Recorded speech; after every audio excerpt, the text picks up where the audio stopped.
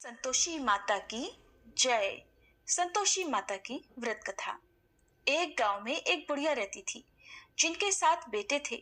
6 बेटे कमाने वाले थे लेकिन एक बेटा निकम्मा था। 6 बेटे कमाने वाले थे और एक बेटा निकम्मा था। बुढ़िया माँ 6 पुत्रों का जूठा 7वें पुत्र को दिया करती। 7वां पुत्र एक दिन अपनी पत्नी से बोला, देखो मेरी माता का मुझ पर कितना प्रेम है। वह बोली, क्यों नहीं, सबका जूठा बचा हुआ तुमको जो खिलाती है। तब वह बोला, जब तक आंखों से ना देखूं मान नहीं सकता। पत्नी ने हंसकर कहा, देख लोगे तब तो मानोगे ना। फिर कुछ दिनों के बाद एक बड़ा त्योहार आया। घर में 7 तरह के भोजन और चूरमा के लड्डू बने। वह पत्नी की बात को जांचने के लिए सिर दर्द का बहाना बनाकर पतला कपड़ा ओढ़कर रसोई में जाकर सो गया और कपड़े में से सब देखता रहा। 6 भाई भोजन करने आए। उसने देखा माँ ने उनके लिए सुंदर सुंदर आसन बिछाए, 7 तरह की रसोई परोसी और आग्रह कर करके उन्हें भोजन कराती रही। वह चुपचाप देखता रहा। 6 भाई भोजन करके उठ गए। तब माँ ने उनकी 5 थालियों में से लड्डुओं के टुकड़ों को उठाया और एक लड्डू बनाया। जूठन साफ करके माँ ने उससे पुकारा, उठ बेटा उठ, तेरे भाइयों ने भोजन कर लिया, तू भी उठकर भोजन कर ले। तब उसने कहा, माँ मुझे भोजन नहीं करना, मैं परदेश जा रहा हूँ। माता ने कहा, कल जाना हो तो आज ही चला जा। वह बोला, हाँ हाँ आज ही जा रहा हूँ। ऐसा कहकर वह घर से निकल गया। चलते समय उसे पत्नी की याद आई। वह गौशाला में कंडे थाप रही थी। तब वह वहां जाकर बोला, सुनो मेरे पास तो कुछ नहीं है, ये अंगूठी है, ये ले लो और अपनी कोई निशानी मुझे भी दे दो। पत्नी बोली, मेरे पास क्या है, ये गोबर भरा हाथ है। ऐसा कहकर उसकी पत्नी ने पीठ पर गोबर के हाथ की थाप मार दी। तब वह चल पड़ा। चलते चलते दूर देश में पहुंच गया। वहां एक साहूकार की दुकान थी। वहां जाकर बोला, सेठ जी मुझे नौकरी पर रख लो। साहूकार को नौकर की सख्त जरूरत थी। साहूकार ने कहा, काम देखकर तनख्वाह मिलेगी। उसने कहा, सेठ जी जैसा आप ठीक समझे। अब उसे साहूकार के यहाँ नौकरी मिल गई। वह वहां दिन रात मेहनत से काम करने लगा। कुछ दिन में दुकान का लेन देन, हिसाब किताब, ग्राहकों को माल बेचना सारा काम करने लगा। साहूकार के 7-8 नौकर थे, वे सब चक्कर खाने लगे, लेकिन उसने अपनी लगन, परिश्रम और ईमानदारी से सभी को पीछे छोड़ दिया और उसे फिर अपने किए का फल भी मिला। सेठ ने भी उसका काम देखा और 3 महीनों में ही उसे मुनाफे में साझीदार बना लिया। परिश्रम करते करते 12 वर्षों में ही वह नगर का नामी सेठ बन गया और सेठ अपना सारा कारोबार उस पर छोड़कर बाहर चला गया। इधर घर पर उसकी पत्नी पर क्या बीती वह भी सुनिए। सास ससुर उसे अब दुख देने लगे। गृहस्थी का सारा काम करवाकर उसे लकड़ी लेने जंगल में भेजा करते। इस बीच घर की रोटियों के आटे से जो भूसी निकलती उसकी रोटी बनाकर रख दी जाती और फूटे नारियल की नरेली में पानी दिया जाता। इस तरह उसके दिन बीतते रहे। एक दिन जब वह जंगल में लकड़ी लेने जा रही थी, तब उसे रास्ते में बहुत सी स्त्रियां संतोषी माता का व्रत करती दिखाई दी। वह वहां खड़ी होकर पूछने लगी, बहनों ये तुम किस देवी या देवता का व्रत कर रही हो और इसके करने से क्या फल मिलता है? इस व्रत के करने की क्या विधि है? यदि तुम अपने इस व्रत का विधान मुझे समझाकर कहोगी तो मैं तुम्हारा बड़ा एहसान मानूंगी। उनमें से एक स्त्री बोली, सुनो ये संतोषी माता का व्रत है। इसके करने से निर्धनता और दरिद्रता का नाश होता है, लक्ष्मी आती है, मन की चिंताएं दूर होती हैं, मन को प्रसन्नता और शांति मिलती है, निपुति को पुत्र मिलता है, पति बाहर गया हो तो वह शीघ्र लौट आता है, कुमारी कन्या को मनपसंद वर मिलता है, चलता मुकदमा खत्म हो जाता है, कलह क्लेश की स्थिति हो तो मुख शांति होती है, घर में धन जमा हो, धन जायदाद का लाभ होता है, और भी जो कुछ भी मन में हो, जो कुछ भी कामना हो, सब संतोषी माता की कृपा से पूरी हो जाती है, इसमें संदेह नहीं। तब वह पूछने लगी, ये व्रत कैसे किया जाता है, ये भी बताओ तो बड़ी कृपा होगी। वह स्त्री कहने लगी, बहन बिना परेशानी, श्रद्धा और प्रेम से जितना भी बन सके प्रसाद लेना। 5.25 पैसे से 5.25 आने या फिर इससे भी ज्यादा शक्ति और भक्ति के अनुसार गुड़ और चना लेना। हर शुक्रवार को निराहार रहकर कथा कहना सुनना। इसके बीच में क्रम टूटना नहीं चाहिए। लगातार नियम का पालन करना। सुनने वाला कोई ना मिले तो घी का दीपक जलाकर उसके आगे जल से भरा हुआ पात्र रखकर कथा कहना, परंतु नियम नहीं टूटना चाहिए। जब तक कार्य सिद्ध न हो नियम पालन करना और कार्य सिद्ध हो जाने पर व्रत का उद्यापन करना। 3 मास में ही माता पूरा फल प्रदान करती हैं। यदि किसी के ग्रह खोटे हों तब भी माता 1 वर्ष में अवश्य उनको अनुकूल करती हैं। कार्य सिद्ध होने पर ही उद्यापन करना चाहिए, बीच में नहीं। उद्यापन में 2.5 सेर आटे का खाजा और इसी अनुसार खीर और चने का साग बनाना, 8 बच्चों को भोजन कराना, जहां तक मिले देवर, जेठ, भाई, बंधु या कुटुंब के लड़के लेना, ना मिले तो रिश्तेदारों और पड़ोसियों के लड़के बुलाना, उन्हें भोजन कराकर यथाशक्ति दक्षिणा देकर माता का नियम पूरा करना। ध्यान रखना उस दिन घर में कोई खटाई न खाए। ये सुनकर वह वहां से चल पड़ी। रास्ते में लकड़ी के गट्ठर को उसने बेच दिया और उन पैसों में गुड़ चना लेकर माता के व्रत की तैयारी कर आगे चली। रास्ते में संतोषी माता के मंदिर में जाकर वह माता के चरणों में लेट गई और विनती करने लगी, माँ, मैं दीन हूँ, निपट मूर्ख हूँ, व्रत के कोई भी नियम नहीं जानती हूँ, मैं बहुत दुखी हूँ। हे माता, मेरा दुख दूर करो, मैं तुम्हारी शरण में हूँ। संतोषी माता को उस पर दया आ गई। एक शुक्रवार बीता कि दूसरे शुक्रवार को ही उसके पति का पत्र आया और तीसरे शुक्रवार को उसका भेजा हुआ पैसा भी आ पहुंचा। अब तो ये देखकर जिठानी मुंह सिकोड़ने लगी, इतने दिनों बाद पैसा आया, इसमें क्या बढ़ाई है। लड़के ताने देने लगे, काकी के पास तो पत्र आने लगे, रुपया आने लगा, अब तो काकी की खूब खातिर बढ़ेगी और अब तो काकी बुलाने से भी नहीं बोलेगी। बेचारी सरलता से कहती कि भैया पत्र आए, रुपया आए तो हम सब के लिए ही तो अच्छा है। ऐसा कहकर आंखों में आंसू भरकर संतोषी माता के मंदिर में जाकर वह मातेश्वरी के चरणों में गिरकर रोने लगी। कहने लगी, माँ, मैंने तुमसे पैसा तो नहीं मांगा, मुझे पैसे से क्या काम, मुझे तो अपने सुहाग से काम है। माँ, मैं तो अपने स्वामी के दर्शन और सेवा मांगती हूँ। तब माता ने प्रसन्न होकर कहा कि जा बेटी, तेरा स्वामी भी जल्दी आएगा। ये सुनकर खुशी से बावली होकर वह घर आकर काम करने लगी। अब संतोषी माता विचार करने लगी कि इस भोली भाली पुत्री से मैंने कह तो दिया कि तेरा पति शीघ्र आएगा, पर आएगा कहाँ से? वो तो इसे स्वप्न में भी याद नहीं करता। उसे इसकी याद दिलाने तो अब मुझे ही जाना पड़ेगा। संतोषी माता ने उस बुढ़िया के बेटे को स्वप्न में समझाया, पुत्र, तेरी पत्नी कष्ट उठा रही है। तब वह बोला, माँ, ये तो मुझे भी पता है, लेकिन क्या करूं, वहां कैसे जाऊं? परदेश की बात है, लेन देन का सारा हिसाब किताब है और कोई जाने का रास्ता भी नजर नहीं आता। आप ही कोई राह दिखाइए कि मैं वहां कैसे जाऊं।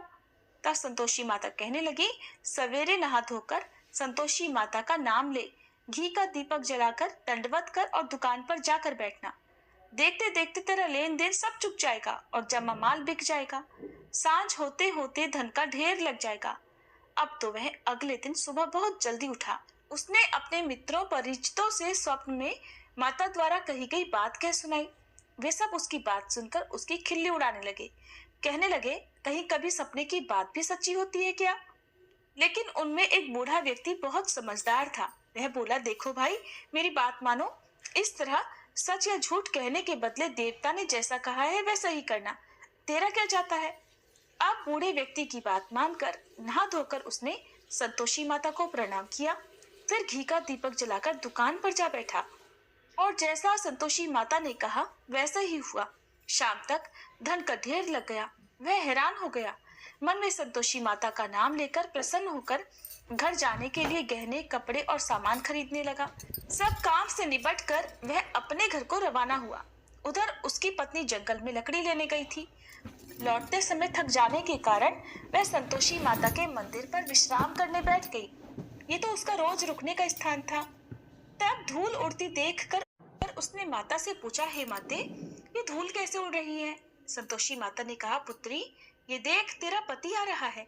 अब तू ऐसा कर, लकड़ियों के 3 बोझ बना, एक नदी के किनारे रख, दूसरा मेरे मंदिर पर और तीसरा अपने सिर पर रख। तेरे पति को लकड़ी का गट्ठर देखकर मोह पैदा होगा। ये वहां पर रुकेगा, नाश्ता पानी करके माँ से मिलने जाएगा। तो लकड़ी का गट्ठर उठाकर जाना और बीच चौक में गट्ठर डालकर 3 आवाजें जोर से लगाना, लो सासू जी, लकड़ियों का गट्ठर लो, भूसी की रोटी दो, नारियल के खोपरे में पानी दो, और आज कौन मेहमान आया है? संतोषी माता की बात सुनकर वह बहुत अच्छा माँ कहकर प्रसन्न मन से लकड़ियों की 3 गट्ठर बना लाई। एक नदी के तट पर, दूसरा माता के मंदिर पर रखा। इतने में ही मुसाफिर वहां आ पहुंचा। सूखी लकड़ी देखकर उसको इच्छा हुई कि अब यहीं विश्राम कर ले और भोजन बनाकर खा पी कर फिर गांव को चले। इस प्रकार भोजन करके विश्राम कर वह अपने गांव में आ गया। उसी समय बहू सिर पर लकड़ी का गट्ठर लिए आई। उसने गट्ठर को आंगन में डाला, जोर से 3 आवाजें लगाई। लो सासू जी, लकड़ी का गट्ठर लो, भूसी की रोटी दो, नारियल के खोपरे में पानी दो। आज कौन मेहमान आया है?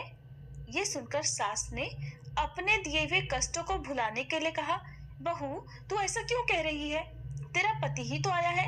आ बैठ, मीठा भात खाकर कपड़े गहने पहन। पत्नी की आवाज सुनकर उसका पति बाहर आया। फिर उसके हाथ में पहनी अंगूठी देखकर और उसकी दशा देखकर वह व्याकुल हो गया। उसने माँ से पूछा, माँ ये कौन है? माँ बोली, बेटा तेरी ही तो पत्नी है। आज 12 वर्ष हो गए हैं। जब से तू गया है तब से सारे गांव में जानवर की तरह भटकती फिरती है। काम काज कुछ करती नहीं, 4 समय आकर खा जाती है। अब मुझे देखकर भूसी की रोटी और नारियल के खोपरे में पानी मांगती है। तब वह बोला, माँ मैंने इसे भी देखा है और तुम्हें भी। मुझे दूसरे घर की चाबी दो, मैं उसमें रहूंगा। माँ ने कहा, ठीक है बेटा, जैसी तेरी मर्जी। ऐसा कहकर माँ ने चाबी का गुच्छा बेटे के सामने रख दिया। उसने दूसरे घर को खोलकर सारा सामान जमाया। एक ही दिन में वहां राजा के महल जैसा ठाट बाट हो गया। अब क्या था, वह सुख भोगने लगी। अगला शुक्रवार उसने अपने पति से कहा कि सुनो, मुझे संतोषी माता का उद्यापन करना है। पति बोला, बहुत अच्छा, खुशी से कर लो। अब वह उद्यापन की तैयारी करने लगी। जेठ के लड़कों को भोजन के लिए कहने गई। उन्होंने मंजूर किया, परंतु पीछे से जेठानी ने अपने बच्चों को सिखलाया, देखो रे, भोजन के समय सब लोग खटाई मांगना, जिससे उसका उद्यापन पूरा न हो। अब लड़के भोजन करने आए। खीर पेट भरकर खाई, लेकिन माँ की बात याद आते ही कहने लगे, चाची हमें कुछ खटाई खाने को दो, खीर खाना हमें बिल्कुल अच्छा नहीं लगता। और लड़के उठ खड़े थे, फिर बोले, पैसे लाओ। भोली भाली बहू कुछ भी नहीं जानती थी, उसने उन लड़कों को पैसे दे दिए। लड़कों ने बाजार जाकर उन पैसों से इमली खरीदी और खाई। ये सब देखकर अब बहू पर संतोषी माता का कोप हुआ। राजा के दूत उसके पति को पकड़कर ले गए। जिठानी कहने लगी, अब सब पता चल जाएगा जब जेल की रोटी खाएगा। बहू से ये वचन सहन नहीं हुए। वह संतोषी माता के मंदिर में गई और कहने लगी, माता ये आपने क्या किया? हंसाकर आप मुझे क्यों रुलाने लगी? संतोषी माता बोली, पुत्री तूने मेरा व्रत भंग किया है, इतनी जल्दी सारी बातें भुला दी। वह बोली, माँ मैं तो कुछ भी नहीं भूली, ना ही मैंने कोई अपराध किया है। मुझे तो लड़कों ने भूल में डाल दिया, मुझे क्षमा करो माँ। तब माँ बोली, ऐसी भूल भी कहीं होती है? वह बोली, अब कोई भूल नहीं होगी। अब बताओ मेरे पति कैसे वापस आएंगे? संतोषी माता बोली, पुत्री जा, तेरा पति तुझे रास्ते में ही आता मिलेगा। वह मंदिर से निकलकर बाहर आई तो रास्ते में उसे अपना पति आता हुआ मिला। उसने पूछा, कहाँ गए थे? तब वह बोला, इतना धन जो कमाया है उसका कर राजा ने मांगा था, वही भरने गया था। तब वह प्रसन्न होकर बोली, भला हुआ, अब घर चलो। फिर अगला शुक्रवार आया। तब वह बोली, मुझे माता का उद्यापन करना है। पति ने कहा, ठीक है करो। फिर वह जेठ के लड़कों से भोजन करने को कहने गई। जिठानी ने लड़कों को फिर सिखा दिया कि तुम पहले की तरह खटाई मांगना। अब की बार लड़के भोजन करने बैठे, लेकिन भोजन करने से पहले ही कहने लगे, हमें खीर पूरी अच्छी नहीं लगती, जी घबराता है, कुछ खटाई खाने को दो। तब वह बोली, खटाई तो खाने को नहीं मिलेगी, खाना हो तो खाओ। उनके उठकर चले जाने पर उसने ब्राह्मणों के लड़के बुलवाकर उन्हें भोजन करवाया। दक्षिणा की जगह उन्हें एक एक फल दिया। इससे संतोषी माता प्रसन्न हो गई और माता की कृपा से 9 माह बाद उनको चंद्रमा के समान एक सुंदर पुत्र प्राप्त हुआ। पुत्र को लेकर वह हर दिन संतोषी माता के मंदिर में जाने लगी। माँ ने सोचा, ये रोज आती है, आज क्यों ना मैं ही इसके घर चलूं, इसका आश्रय देखूं तो सही, ये कैसे रहती है, कहाँ रहती है। ये विचार कर माता ने भयानक रूप बनाया। गुड़ और चने से सना मुख, ऊपर से मुंड के समान होठ, उस पर मक्खियां भिनभिना रही थी। दहलीज पर पैर रखते ही उसकी सास चिल्लाई, देखो रे, कोई चुड़ैल डाकनी चली आ रही है, जल्दी भगाओ इसे, नहीं तो सबको खा जाएगी। बहू रोशनदान से देख रही थी। वह प्रसन्न हो उठी, आज मेरी माता मेरे घर आई है। ऐसा कहकर दूध पीते बच्चे को गोद से उतार दिया। ये सब देखकर सास क्रोध में बोली, अरे देखो तो जरा इसकी उतावली, कैसे उतावली हुई जा रही है, जो बच्चे को ही पटक दिया। इतने में ही माँ के प्रताप से जहां देखो वहां लड़के ही लड़के नजर आने लगे। वो बोली, माँ जी, मैं जिनका व्रत करती हूँ ये वही संतोषी माता है। ऐसा कहकर उसने झट से घर के सारे किवाड़ खोल दिए। सबने फिर तो माता के चरण पकड़ लिए और विनती करके कहने लगे, हे माता, हम मूर्ख हैं, अज्ञानी हैं, आपके व्रत की विधि हम नहीं जानते। आपका व्रत भंग कर हमने बड़ा अपराध किया है। हे माते, आप हमारे सभी अपराधों को क्षमा करो। इस तरह बार बार कहने पर संतोषी माता प्रसन्न हो गई। इसके बाद उसकी सास कहने लगी, हे संतोषी माता, आपने बहू को जैसा फल दिया वैसा सबको देना। जो यह कथा सुने या पढ़े उसके भी सभी मनोरथ पूर्ण करना। प्रेम से बोलिए संतोषी माता की जय।